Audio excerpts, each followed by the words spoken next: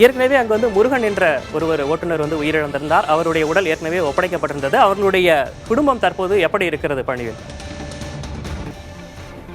விக்னேஷ், நம்ம இருக்கக்கூடிய பகுதி பார்த்தீங்கன்னா கிருஷ்ணகிரி மாவட்டம் ஊத்தங்கரை அருகே இருக்கக்கூடிய வெள்ளாளப்பட்டி என்கிற கிராமத்தில் இருந்துக்கிட்டு இருக்கோம். இந்த கிராமத்தை சேர்ந்தவர் தான் எல்பிஜி டேங்கர் லாரி ஓட்டுநர் முருகன்.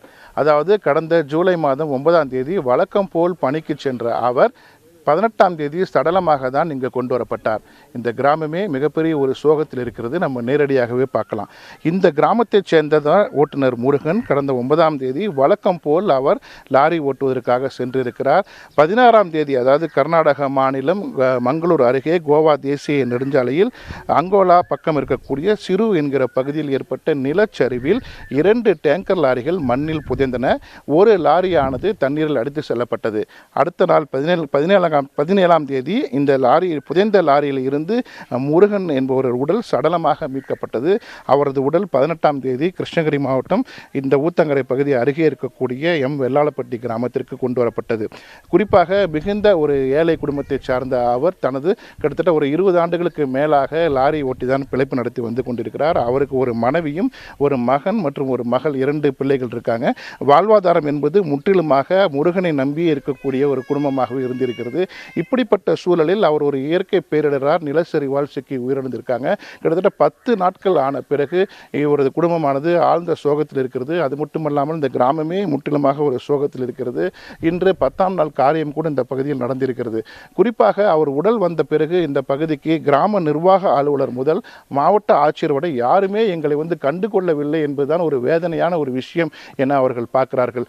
குறிப்பாக இது போல பேரிடர்கள் நாட்டில் எந்த பகுதியில் பேரிடர்கள் ஏற்பட்டாலும் அவரது உடல்கள் சொந்த ஊருக்கு கொண்டு வரும்போது அரசு துறை சார்பாக அதிகாரிகள் பங்கேற்பார்கள். ஒரு நினைவஞ்சலி அல்லது அஞ்சலி செலுத்துவார்கள். அதுபோல் எந்த ஒரு நிகழ்வுக்கும் யாரும் இங்கு பங்கேற்கவில்லை என சொல்றாங்க. அது மட்டும் இல்லாமல் இதுவரையில், அதாவது அரசு வந்து பல்வேறு சம்பவங்களில் உயிரிழக்கக்கூடிய நபர்களுக்கு குடும்பத்திற்கான இழப்பீடு தொகையை வழங்குகிறது. அப்படி எந்த ஒரு இழப்பீடு தொகையும் வரவில்லை என்பதும் இந்த பகுதி மக்கள், இந்த கிராம மக்களின் ஒரு எதிர்பார்ப்பாக இருக்கிறது. நம்ம இந்த உயிரிழந்த முருகன் அவர்களுடைய மனைவி இருக்காங்க, அவங்க கிட்ட பேசலாம். வணக்கம்.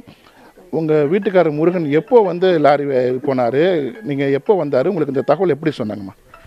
தகவல் வந்து எங்களுக்கு மலைசரிவில் தாங்க தெரிஞ்சிச்சுங்க சார்.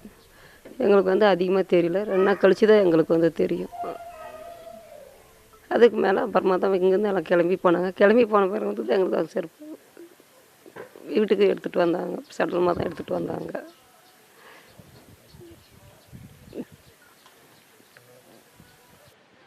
இல்லை, உங்கள் குடும்பம் எப்படிம்மா? உங்களுக்கு எத்தனை பசங்க, என்ன தொழில் செஞ்சார் அவர்?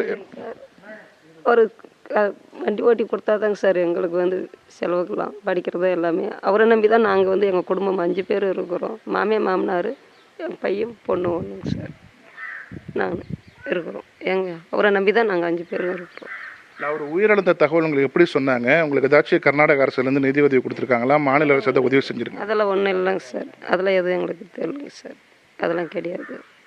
எங்களுக்கு வந்து எங்கள் வீட்டிலேருந்து போயிட்டு தான் எடுத்துகிட்டு வந்தாங்க. வண்டி ஓனர் வந்து கூட போனாங்க சார். அவ்வளோதான். விக்னேஷ், இந்த பகுதி மக்கள் இருக்காங்க, குறிப்பாக அவர் உறவினர்கள் இருக்காங்க. நம்ம அவர்கிட்ட கேட்கலாம், அவங்க வந்து எதுமாரியான ஒரு கருத்தை முன்வைக்கிறாங்கன்னு. ஐயா வணக்கம். இப்போ உங்கள் பகுதியை சேர்ந்த முருகன் நிலச்சரிவில் சிக்கி உயிரிழந்துட்டார். அவர் உடல் கொண்டு வந்து நல்லடக்கம் பண்ணிட்டீங்க. அரசு அதிகாரிகள், மாவட்ட நிர்வாகம் ஏதோ வந்தாங்களா, பார்த்தாங்களா, ஆறுதல் எதோ சொன்னாங்களா? இது விதத்தில் எந்த அரசு அதிகாரிகளும் வரலைங்க. வந்து நாங்கள் போயிட்டு எடுத்துகிட்டு வந்து அடக்கம் பண்ணுற விதத்தில் எதுவும் தகவல் தெரிஞ்சும் வரல.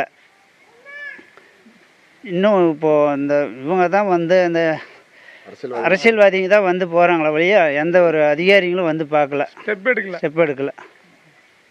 இல்லை, உங்களுடைய எதிர்பார்ப்பு என்னவா இருக்குன்னா, அவங்களுக்கு என்ன செய்யணும், அவங்க குடும்பத்துடைய பொருளாதாரம் எப்படி இருக்குன்னு சொல்லுங்கள். அதாவது சார், நாங்கள் வந்து ஓட்டுநர் தொழிலை மட்டும் நம்பியே என் வாழ்க்கை நடத்திட்டு வராரு. வேறு எந்த வருமானமும் கிடையாது, விவசாயமும் இல்லைங்க.